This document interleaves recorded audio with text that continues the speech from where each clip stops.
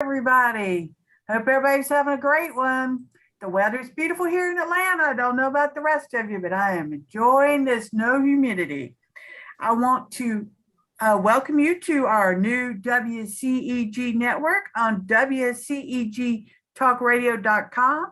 Click live stream tab or watch us live on your smart TV, YouTube, WCEG Network. I'm Sara Poe. I'm covering for Celeste. She's having too much fun. And I'm your host with Lisa Parks tonight. We're the worldwide community empowerment group where we speak life into the community. Like us on Facebook, Twitter, and on Instagram at WCEG_talk_radio and at WCEG Network. Last but not least, the topics and opinions are those of the show host and guests and not WCEG Network. Thank you for your continued support. And thank you, Penny and WCEG. We couldn't do this without you guys. So welcome, everybody. And tonight we've got Sherita. I have learned so much from this woman, and she is embarking on new endeavors. And every time I see her, I think, where does she get the energy to do it all? But Sherita, we are so proud to have you with us tonight and to educate us. We're just thrilled with that. Thank you. I'm thrilled to be here. I am so thrilled to be here. Well, we're glad to have you. And Lisa, thank you for co-hosting with me. Absolutely. While Celeste is out there, her and Chef Mikey and Gorgeous just having a grand time. I'm enjoying the pictures because I may never get to see those places. So Lisa, tell us a little bit about you.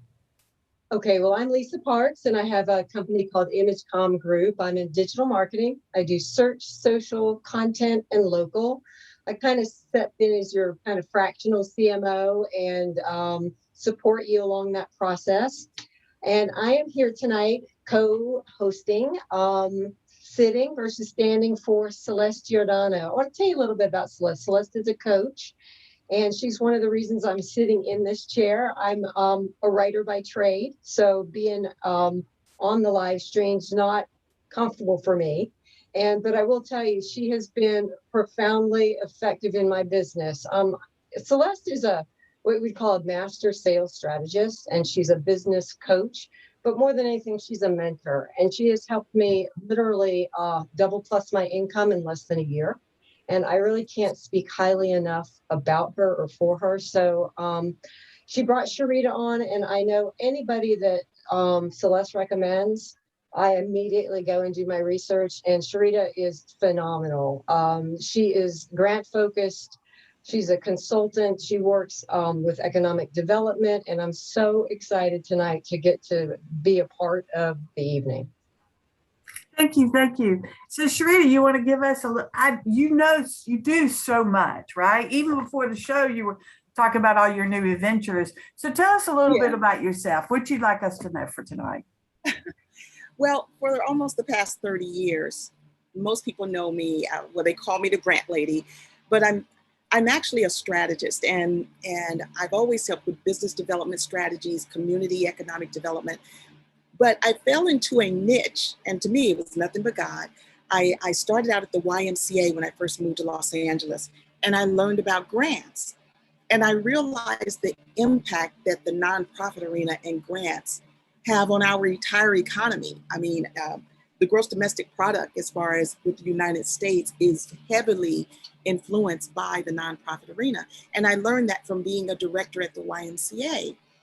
And so as I started doing my business development, and I'll explain that later, that's my rooster boot right here close. And that's why I'm wearing my cowboy hat. But most people, when they're developing business, they never consider the nonprofit arena.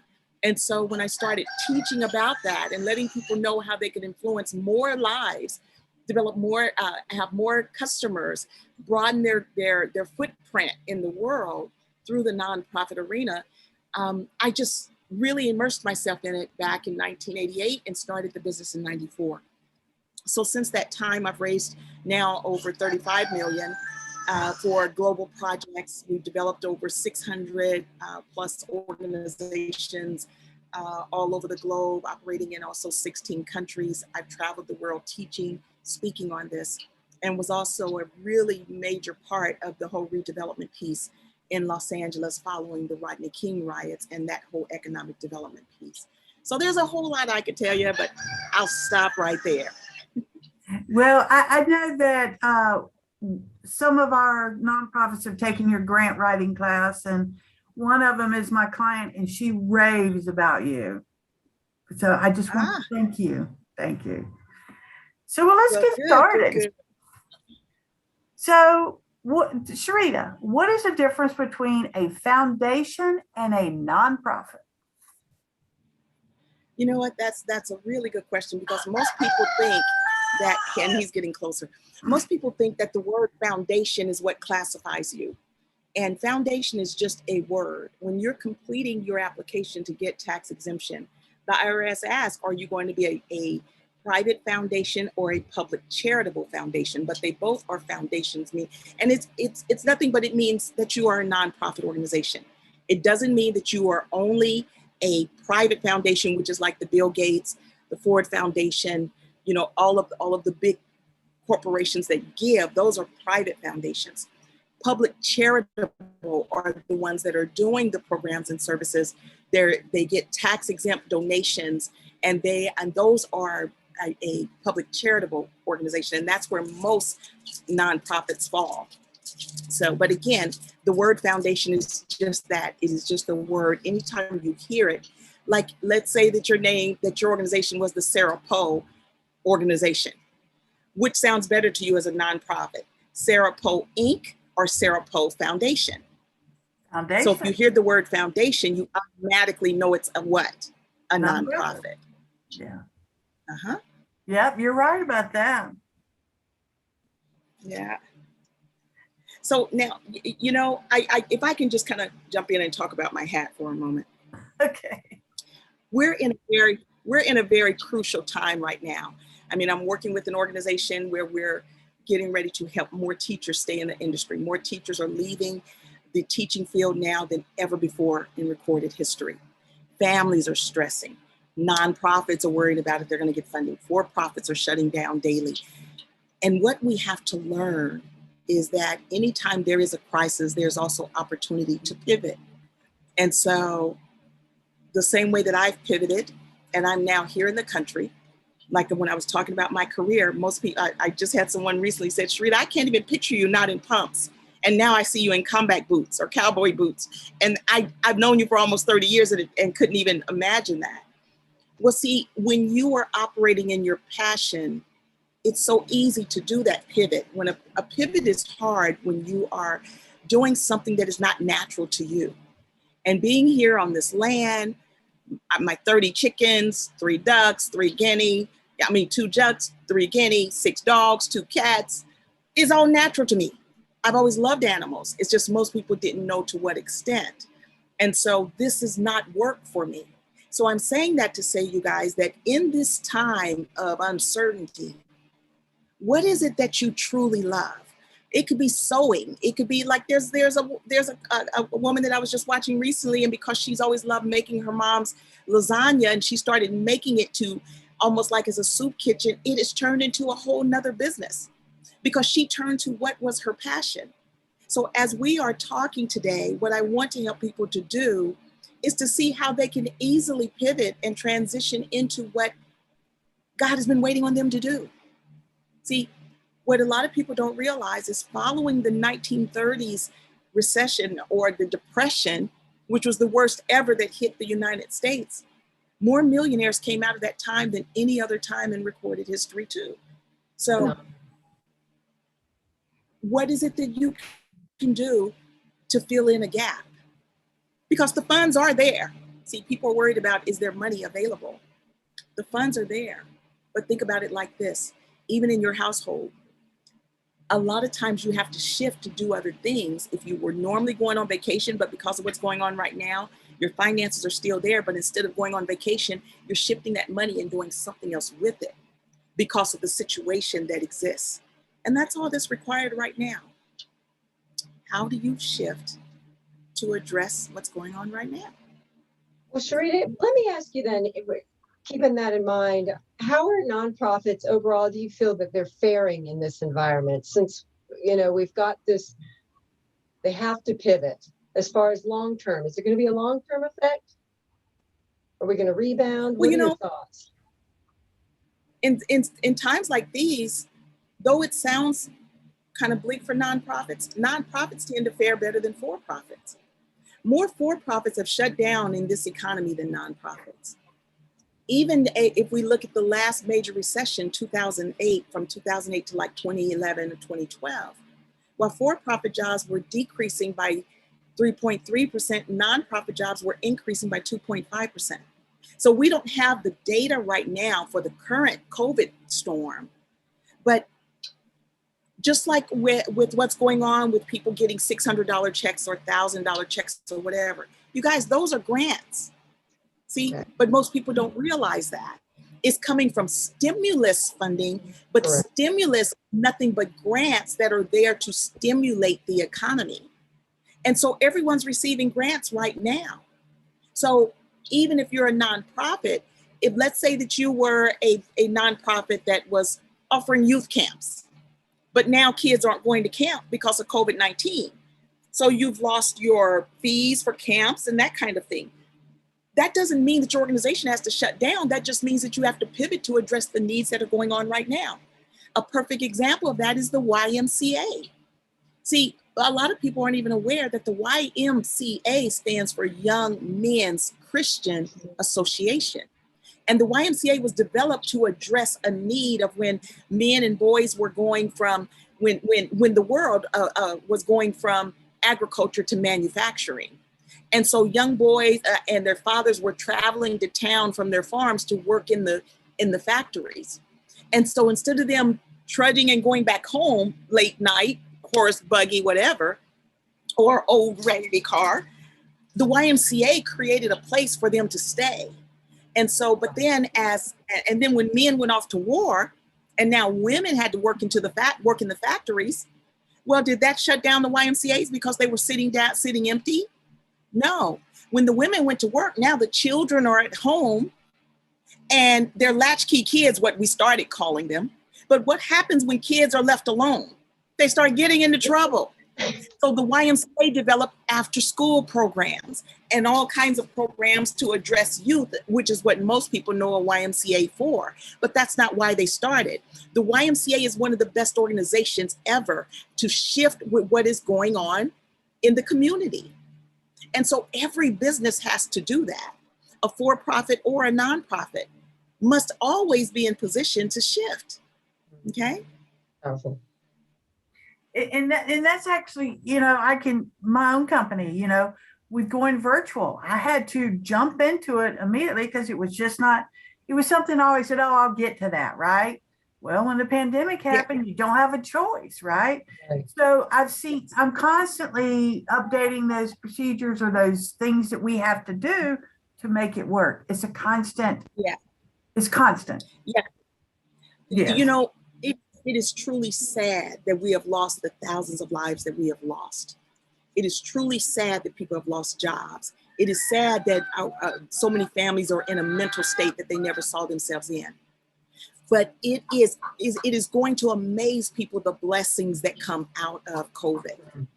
After every major storm, if you look hard enough, you can find a rainbow. You can find the beauty in it that comes out of it. And this is one of those times. See, I was teaching virtually all the way back in 2015, but a lot of people were not comfortable in doing virtual, even like we're doing now. Where now people are having virtual funerals, virtual birthday parties, virtual family gatherings. And so if you are not taking advantage of expanding your business virtually through this environment, that doesn't increase your overhead, but if you go after the plan where you're paying $15 a month, where else could you do that and totally impact your business and reach individuals all over the world that before you were only operating within a 50-mile radius of where you lived? Very true. Now is the opportunity to vastly change the trajectory of your business. We just have to stop looking at, well, this is how we've always operated. No. You've got to look at how can you operate now? Who can you reach now?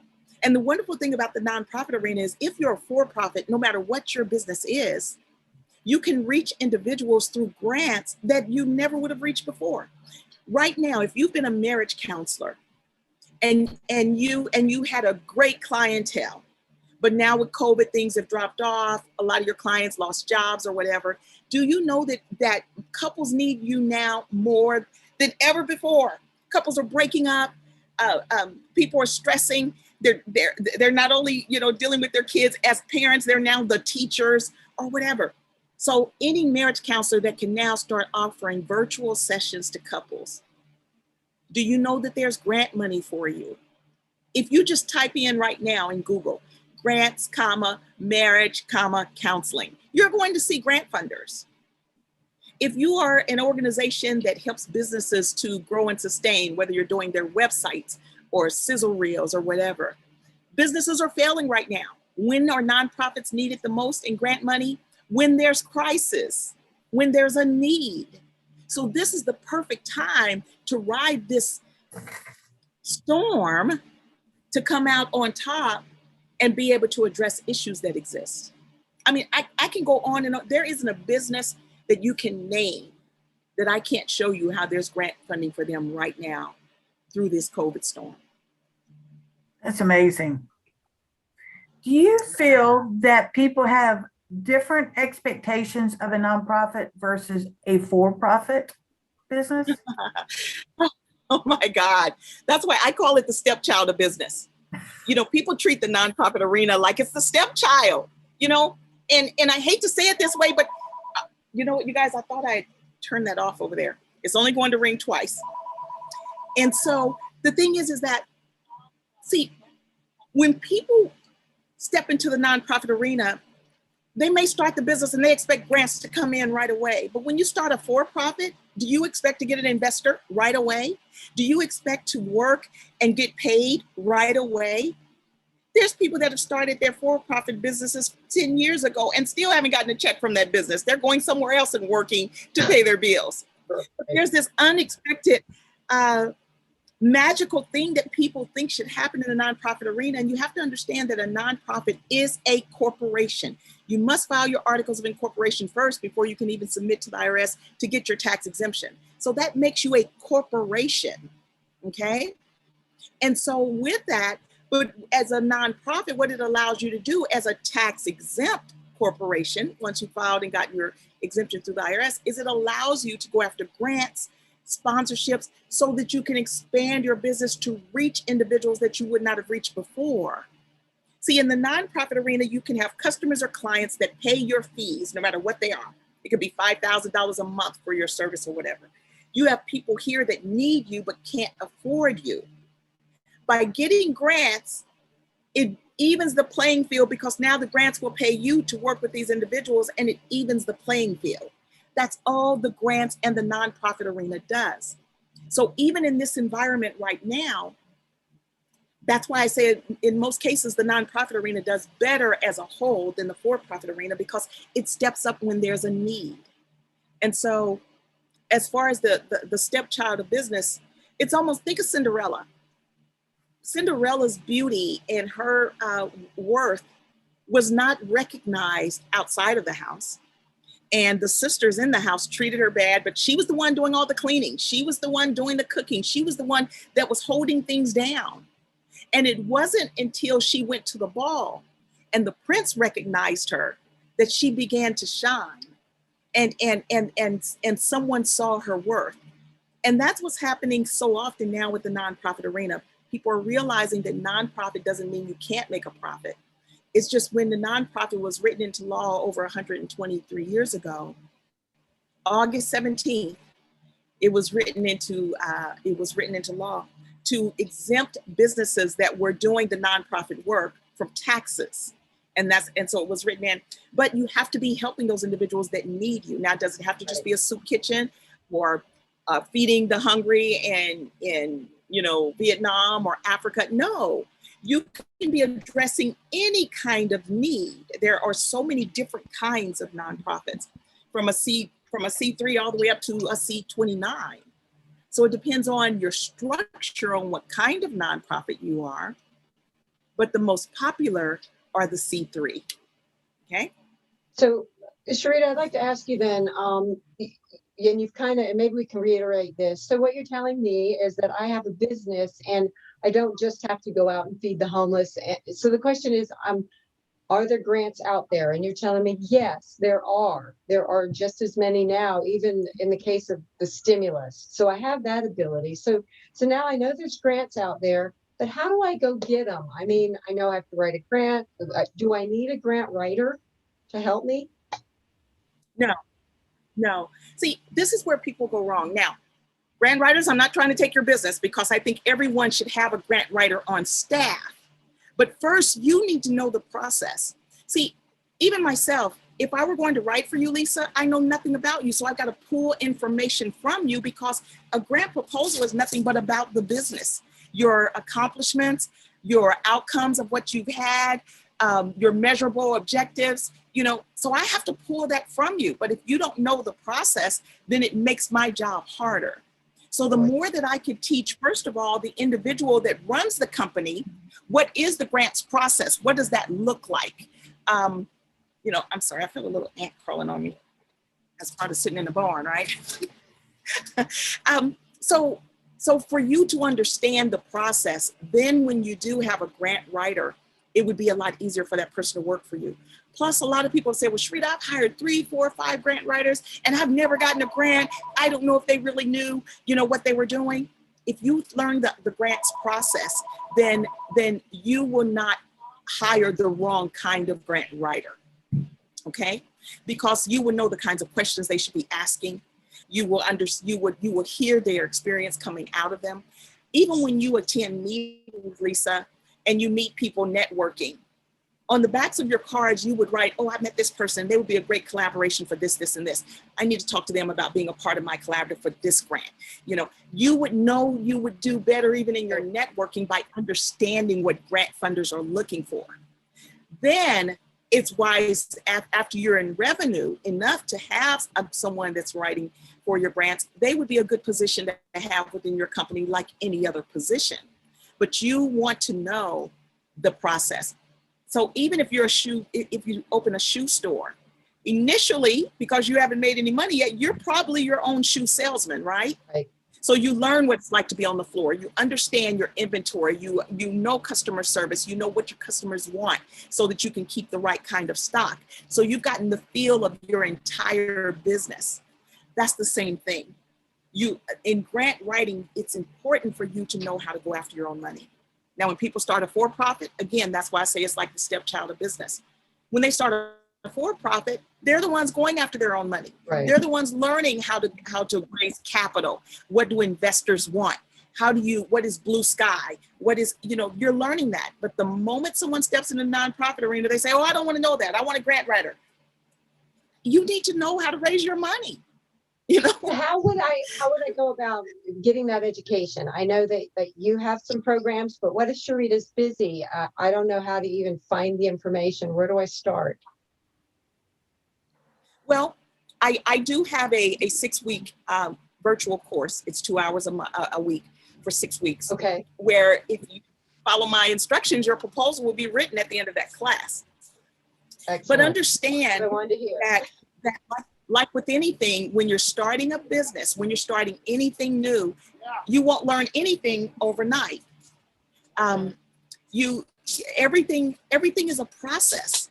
But the good thing about it, Lisa, is that grant funders, if you read their guidelines, they're telling you what to do. They're asking you the questions. Like they will ask you, what is your history? Who have you worked with before? A lot of that is going to come from your resume. Then they will ask, have you developed any, when they ask who have you worked with before, like that might be question 2. They want to know, have you collaborated with the local school before? Or have you been a consultant with such and such, organization? They just want your history. Now, what are they learning from that? They're learning, do you have management skills? Are you a team player? Are you able to develop effective collaborations? There's just all kinds of things that they're learning from the way that you answer that question. Okay. Hey, Lisa. Yes. Yeah, I'd like to chime in on Sherita's grant writing class. You know, the Women of Community Impact sponsored a grant writing class back in the spring. And as Sarah was talking about, we had several, I think we had 6 people in this class. And, you know, the information that Sherita provides to individuals in this grant writing class is priceless. And when you are done with this class, you have everything you need to put together to have and to submit applications for grants. Is that true, Sherita? Yes, yes. And we even do a search to find a list of grant funders that are specific to you and your programs. Phenomenal opportunity. Yeah, yeah. See, there's grant writing, again, is nothing but about you and your company. They want to know your, even if you're new, what kind of experience do you have that can help with your sustainability of this new company? So they want to see your budget projections. Even if you haven't done it before, if you're saying that you want to start a new women's empowerment organization, you're projecting on what that could look like. What kinds of programs will it offer? You might want to offer 2 conferences a month. So what are those expenses that's going to look like? Your hotel, the venue, the refreshments or whatever. So you're planning it out, and that is strategic planning. Because maybe you're going after a grant for this, so they want to see what that's going to look like. So I had someone to say, well, Sherita, I've never done this before, so how can I project it out? Well, if you're going on a trip to Paris and you've never been there before, don't you plan that trip to Paris? Don't you project what that airline might look like? And, you know, before you even get the ticket, you've looked up what the ticket might be, what your lodging may be in Paris. If you're going to be there 3 or 4 days, you're averaging what your meals are going to cost. You want to eat maybe on an average 3 times a day. So you're budgeting on what that's going to look like. You want to go shopping. So you're doing your shopping budget. Oh, and I'm taking my daughter with me. Oh, I know she's going to want to go shopping. Oh, I'm going to need at least $100 a day for her. Isn't that budget projections? So people don't realize that you're doing budget projections every day in your everyday life, because if you haven't already done it, if it didn't happen yesterday, so you're talking about actuals, then if you're talking about what you're planning to do tomorrow, that's budget projections. That is strategic planning. That is sequencing. It's just when you hear the language of it, you think it's something different, but I can't tell you how many people have said, Sherita, this is what I already do. Absolutely, is what you already do. No, it's not mystical, you guys. It is not. It is not mystical at all. Well, you know, Sherita, all I can say is every one of those people that participated in that class have texted me, or I've had a phone call with them or an email that it was life-changing for them. In other words, you hear the saying, you got to think out of the box. Everybody that attended that class realized there was no box, and they got so much valuable information to the things that they never even thought about as a nonprofit owner. They had no idea of certain things that they could do, and your wisdom and knowledge that you gave them, and especially the invaluable one-on-one calls that you had with each participant was priceless. And if you're having a nonprofit and you're not getting the proper guidance with somebody like an expert, who I call the queen of grant writing and the queen of nonprofits like Sherita, you know, you're selling you and your nonprofit short. You really are. Yeah. You're going to make me pop this hat off. You're going to make my head get too big. No, we're not. We're ready to have we're ready to host another class for you. So I'll be quiet now, but I just want to say how important that was. And, you know, I'm getting texts as we speak right now about people saying how invaluable was, people that were in that class, and how it changed their life, and it affected their heart and soul of their nonprofit, and it excavated them to the next level. It really did. Yeah. Well, you know, the thing is, you guys, as I sit here, I'm looking at this bracelet. My granddaughter made this for me when she was here about 3 weeks ago.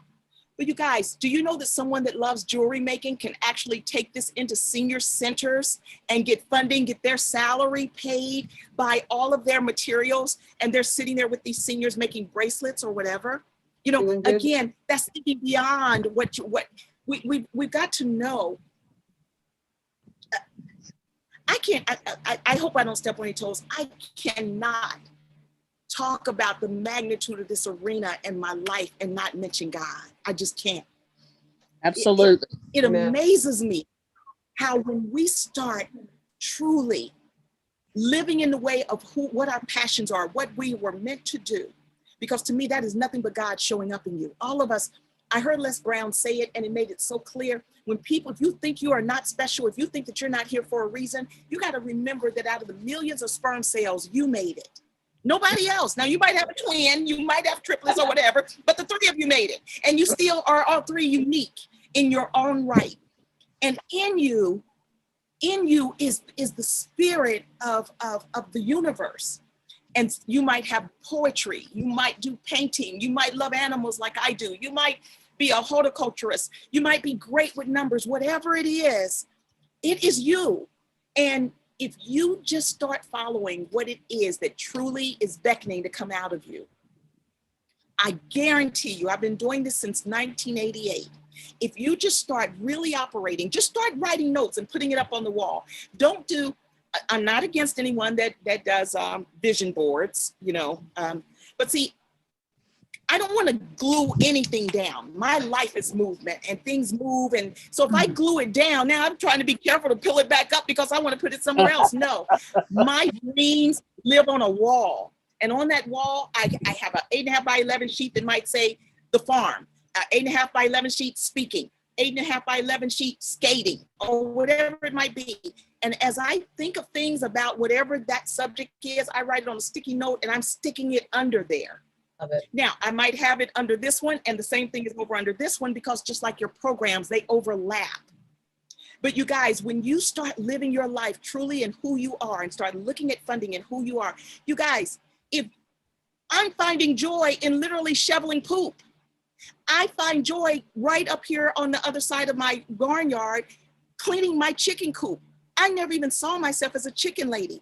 But I'm getting grants right now. I developed a youth veterinarian program. Wow. We're getting ready to have our youth program where we're bringing youth here. And that's another reason why we're going to have the cabins. All of my greatest passions, I had no idea could all exist here in this 100-year-old barn that my great-grandfather built. And I'm still conducting business with you guys and training my clients. And my other life still exists.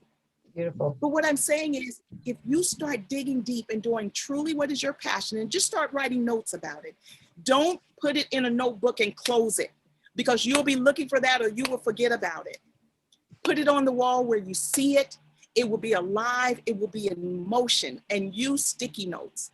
And I'm telling you, some of your most wildest dreams will start to come into fruition.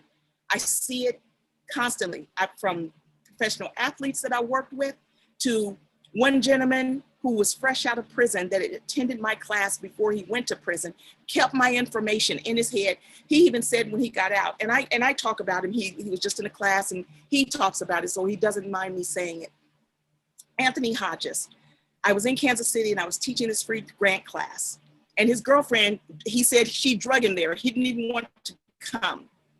And he could not believe the information that I was giving out in this free class. And he was like, oh, there's just no way.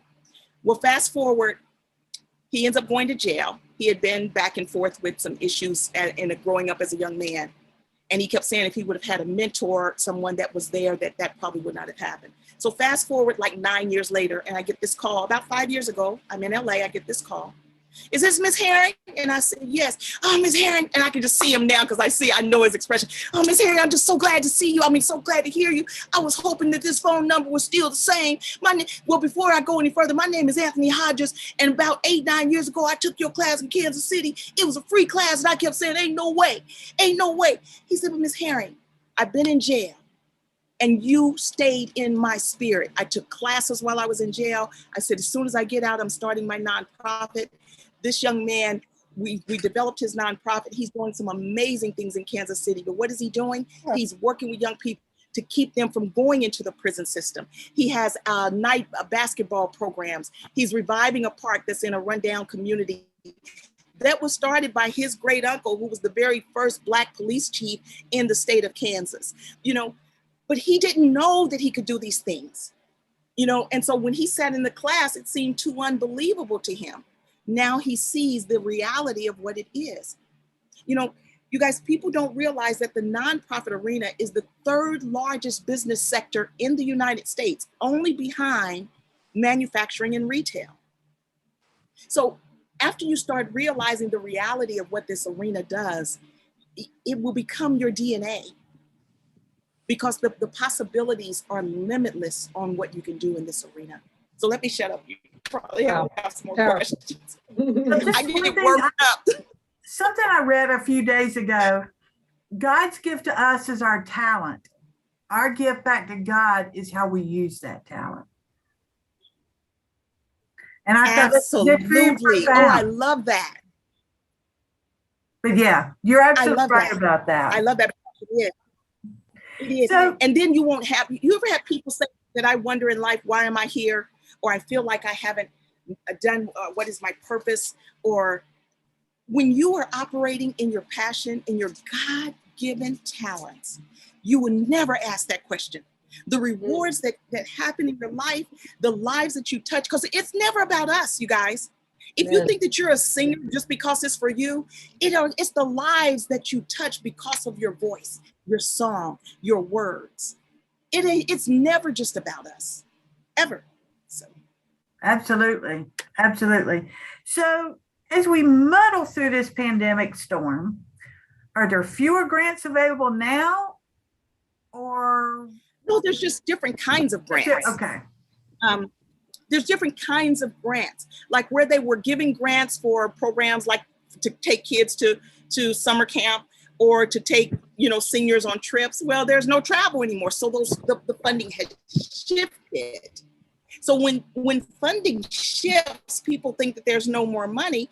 No, the funding shifts just like there. I had never seen so many grant funders shift for what was going on in an environment like I've seen with COVID-19. Grant funders that I saw that would not have funded for community programs or food programs or whatever, shifted and started giving dollars for food pantries. And so it's not that all the money's gone, it just shifted. And if you don't know how to pivot with it, and I'm not saying pivot and because you were an accountant, now you start a food kitchen. No. But if you're an accountant and now you're not getting that business, are there still people that need your service? Are there people that are now trying to figure out their retirement? Could you be hosting Zoom sessions like we're doing right now, and you're getting a grant to cover your total cost, but now you can offer this for free or at a lower cost to individuals that need you? See, again, the grants are there for you to even the playing field. So what kind of business do you have where the playing field needs to be leveled? Okay. Absolutely. I have a couple little old ladies that I do their tax return every year and I charge them the normal rate. Then they come in 6-7 times during the year with things that they just don't understand. Right. So, I'm always trying to get my good karma going. Right. Because I've got some issues from back way in the day. So I'm always trying to improve that. So I've got these two little ladies that when they come in, I don't charge them anything. I help them with whatever. I mean, it could be Social Security, it could be Medicaid. You just don't know. But I help them, guide them through that process. And I know if I've got two right here, there's got to be more of those women everywhere who need that assistance. For those that are listening, with what you just said, Sarah, and I always search in Google. That's just where I get my better searches. So I go into Google, type in grants, and put quotes around financial literacy, because that's what you're doing. It's financial literacy. And you'd be amazed at what pops up for grants, financial literacy. Whether you're teaching what you just said, Sarah, or you've got an accountant that's helping individuals to do their forecasts on what the direction that their business can go over the next 2 years. Or you've got someone that is teaching to families, like I've got a cousin and she knows the ins and outs of working with seniors and their estate planning and all of that. Well, how many families need that? So she could be on with families virtually, just like we're on right now. And that's why I said this virtual climate has made things so ideal, because before she was just working with people local in Kansas City. Now she can be doing the same thing and teaching people all over the world. you know? And so, but that's financial literacy. Or it could be someone else. Let's say that it is a young lady and she is a master at makeup. She could be on right now with her mirror showing young girls how to do makeup, what is appropriate for work, because what's happening right now is young women are looking at reality TV and they're putting on eyelashes so long it looks like they have a caterpillar on their eye, and they're trying to wear that to a job interview. Inappropriate, okay? You cannot dress like the ladies on television and think that that is everyday life. So I was telling her, look, you could be on showing young women how to bring out their natural beauty, how to do this kind of makeup for an evening, this kind of makeup for job interview, whatever, and grants would cover it. And let's say that you get a sponsorship from Maybelline or L'Oreal, and now they're sponsoring you. She didn't even know that that was possible, okay? What is she doing through makeup? She's evening the playing field, because aren't there young women that can't have their own makeup artists? Aren't there young women that wouldn't be teaching them the life skills that those young ladies would be learning, that others would automatically learn because of their socioeconomic status and who they interact with? So what I'm saying is, what is it that you do that someone else doesn't know how to do? Or what is it that you do in your business that someone can't afford you? If you can think of any of those things, there's grant money for you, okay? Who would have known that Sherita Herring, who was teaching grant writing and speaking and on stages, would find her stage here in this barn on this river rock, and this is my life. And I just told someone recently, I'm Oprah Winfrey happy. Does that make you know that I'm happy? I mean, Yeah. you know, I may not be Oprah Winfrey wealthy. I don't even think I would want that, because what I have, my personal life that I have, you know, so what is your measurement for success? See, don't measure your success by what someone else expects of you. Measure your success by what brings you joy. What puts that twinkle in your eye? What makes you want to wake up in the morning and do it all over again and spend 16 hours in that day doing it and not griping because you're doing it for someone else? See, I want to help you step into this arena with what helps your soul to sing. Because when your soul is singing, whoever you talk to, it becomes talking soul to soul. I've had individuals to talk to me about what their passion is, and I don't even have an interest in it, but they're so into it, and the joy is just exuding out of them that I'm like, yeah, and I'm asking questions because now it's soul to soul talking. So If what you're doing does not touch someone, you should do something else. Let me go right ahead. So I have a for-profit business. I have a for-profit business, but I have something. For example, my business. You know, there's a real struggle with the digital divide. Would I have the ability to maintain a for-profit business and then also have a nonprofit? Absolutely. See, one of my largest clients that has a for-profit and a nonprofit, and you can look them up, they're called BLT Communications. BLT Communications. They're one of the largest advertising firms in Hollywood.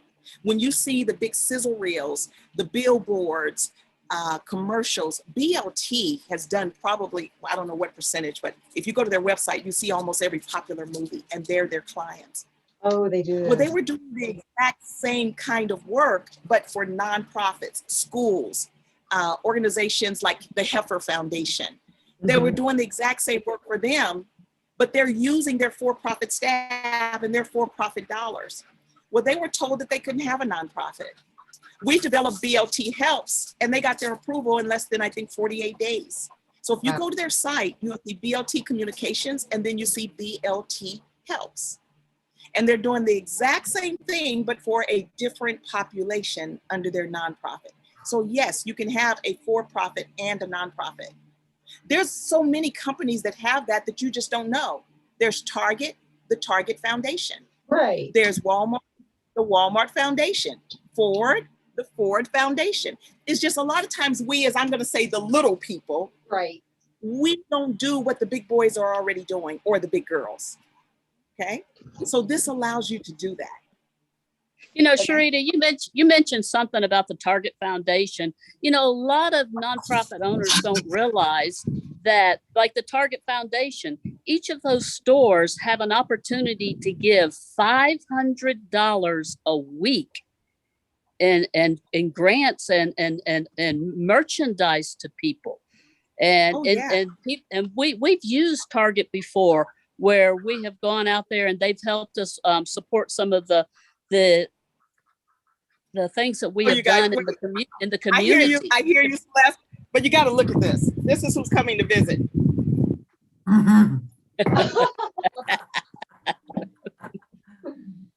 Celeste, it's like Celeste, your voice called her over. She's standing here. Oh, okay. Celeste, you're so right. You're so right about those stores. And a lot of people don't realize that Target gives $5 million a week in grant funding. Target alone. Exactly. You know, and I don't know if that's from them and, you know, from as a whole, or if it's as added up from the individual stores throughout the United States. I know in our particular area where we went and we asked for some sponsorship, and they had given it to us. And it's just like Walmart. I think Walmart can do up to $100 a week per person, you know, per nonprofit. They, you know, without having to send it into corporate, the local Walmarts can. So, you know, these are some of the things that we learned also in your class. And I know I would love for you, Sherita, because I know we're getting towards the end of the hour, and I'll let Sarah finish this up, is I'd love for you to tell our audience, our listeners, you know, how they can reach out to you for whether it be to take one of your classes, to get information, to view your website with some of the things that you've done, because you're doing amazing things with amazing people, and you are making a difference. And that's one of the reasons why my heart loves your heart. And, you know, I've met you doing service work in Jamaica, and I think we were also in the Yucatan and things of this nature. And you're a servant heart leader. And I just want to make sure that our audience knows how to get a hold of you. Well, thank you. Thank you so much for that, Celeste. And now a lot of people have trouble spelling this, but one of the reasons why I went on and named my company this is most of us are philanthropists and we don't know how to spell it. So my organization is philanthropyalliance.org. That's, oh, go on, Gladys. It's philanthropyalliance.org. And you can go there, register on my site where it says subscribe, so that you can start getting my regular communications and we can interact. The other thing too, Celeste, see, when people, well, I don't want to, that'll take me into a whole another, my Facebook. Please join me on Oglesby Acres on Facebook. That's Oglesby Acres, and Oglesby is OGLES as in Sam, BY. Oglesby Acres, ACRES. You will see a lot of the things that's going on with me as far as here on the homestead, but I'm showing individuals, there's a lot of people that have acreage that has been sitting for years. Like this land had been sitting since 1975, since my great grandfather passed away. And now I have it under my family, under my foundation, and I'm getting grants to do a lot of the things that I'm suggesting everyone else do. See, we're developing our programs so that next year we can have youth camps here and women's retreats and artist retreats. I'm writing a grant to do that. I just got funding for our youth veterinarian initiative. I'm not a vet, but I collaborate with veterinarians all over the world. What are we doing? The vet industry is hurting. They're needing young people to enter the industry, but also, just like all over Arkansas, there's a lot of low-income farmers that put animals down because of injuries, because they can't afford veterinarians. So through this program, we'll be working with local vets, helping to pay those bills to aid those farmers, but also helping the industry of veterinarianism. So where can you address a need in all of your passions? Does that help me? Absolutely. I have 32 chickens, 2 ducks, 3 guinea. Will they need a veterinarian? Absolutely. But did I develop the program to only benefit me? Not at all. So what I'm saying is your passions can exist within what you do as an organization, as long as you are developing your organization to also make a difference in others' lives. Okay. One last question before we go. So, what are some of the most surprising nonprofit businesses besides your farm, because that is truly one? So, what are some of the surprising nonprofits? Well, they're no longer a nonprofit, but most people didn't know that the NFL, the National Football League, had been a nonprofit since its inception. No, I didn't. Okay. Now, but that's because most people don't understand the nonprofit arena, and there are different kinds of nonprofits. Could they go after grants and like that? No, they weren't that kind of nonprofit. But because of their tax exemption, they were exempt from some certain amounts of taxes. Because think about it, one football game. Think about how many jobs that generates in that city. That's why cities are always trying to get a team. Look at the businesses that are impacted, the local restaurants, the hotels, they help with tourism. So when you have an organization that is helping to make a difference, no matter how large their budget is, there's opportunities for them to be a nonprofit. Most people don't realize that the PGA, the Professional Golf Association, is a nonprofit. Bezos, that just went out of space, don't realize that that was done through his nonprofit, through the Blue, what is it called? Blue, whatever it's called, you know what I mean? Wow. Most people don't realize NASA is a nonprofit. The National Hockey League is a nonprofit. Most hospitals, unless they say privately owned, are nonprofit. Credit unions are nonprofit. A lot of the fire departments in our major cities are operated through a nonprofit. Did you know that in most cities, if not all, I know in California that was the case, if you were getting ready to open up a dispensary for medical marijuana, you had to have a nonprofit. Do you know that in some states, in order to get a liquor license, you have to do it through a nonprofit, and a certain percentage goes to a nonprofit? You guys, the nonprofit arena is so entrenched into what makes the United States the superpower that it is. That's why I was flown to Mexico to meet with Vicente Fox, who is the former president of Mexico, because countries and states want to mimic what happens in the United States. So even in the Bahamas, I was coaching their attorney general, because the Bahamas did not have laws for the nonprofit industry. Okay, it is truly significant for an economy. Nonprofit does not mean you can't make a profit. It is a non-stock corporation, but it does not mean you can't make a profit. You must make a profit in order to make a difference. Okay, that's very, very true. So, this has been amazing. So, Celeste, you don't get the opportunity to do this very much. Tell us all about you. Well, thank you very much, Sarah.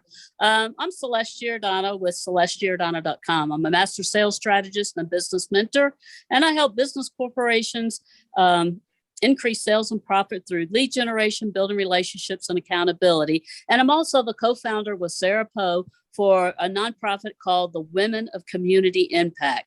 And it is a privilege and an honor to serve in our community and outside our community, Sarah. We are making a difference, and we're very grateful for Penny Rogers with WCEG Talk Radio. It's a great opportunity to give back to the community with WCEG. And our first show every month is always about for-profit, and our second show every month is always about nonprofit. So thank you very much. And I would like for Lisa to tell us a little bit about herself, please. As I had said a little bit earlier, I work in digital marketing, and I actually I work with smaller businesses in the healthcare space, but also with some nonprofits, which is funny. Some of this is such phenomenal information because I go in kind of on that digital side and look at what they're doing and how their presence is, and the information you're sharing, Sherita, is just really helping me help them further. You're taking a business perspective, and you're just translating it over into a servant leadership perspective. And I'm really taken by what you shared today. So thank you. Great. Well, guys, this has been an honor. And if I could just say a little bit about Celeste, I know we're on a little less time, but Celeste, ever since we met, matter of fact, you are one of the few individuals that already had such knowledge in this arena. Even when we were doing the fundraising, if you recall, when we had to raise that money in that short period of time that day, it was you and I that did most of the talking and was wrangling the other information from the other ladies. And I was not only amazed with your knowledge in this, but your communication skills to help the women. They were frantic. And the way that you were interacting with those women brought such a calm that I can see why Lisa even said about what you said as far as her business growing, because you have such a knack for that and for helping people to not only relax, but I think to see their better selves. And I just wanted to say that because I've always appreciated that about you. Well, I appreciate that so much. And, I believe God lines all of our people up in our life. I mean, long before we even meet them. And he was destined for us to meet when we met, and we have done several things together. We're going to do bigger things even in the future. And just like Lisa, I can't thank Lisa enough for co-hosting for me today, because I'm out of town in Red Lodge, Montana. Mike and I are celebrating our 29th anniversary. And I'm grateful for people like Lisa and Sarah. Sarah and I have been partners and doing things together since 2013. So, Sarah, I'm going to turn it back over to you and let you close it out. And Sherita, my heart loves you. Well, thank you, everybody, for being with us tonight. I'm always excited to hear from Sherita because, again, I've learned so much. Who knew the NFL was a nonprofit? I love football. But, there's just so many things out there that I learn every time you come on and you speak to us. And I'm so blessed by that. And I want to thank you. Lisa? Well, thank you. And Sarah, we need to connect afterwards. We always connect on here and we say we're going to. So, Sarah, you and I really need to connect after this. That sounds awesome. And Lisa, couldn't have done it without you. Thank you. All right. Thank you. And Celeste, keep sitting in the pictures. All right. And Penny and WCEG, we couldn't do this without you. So we are very thankful that you were with us. Absolutely. And may their numbers grow. Good night, everybody. Good night. Good night. Thank you. Bye.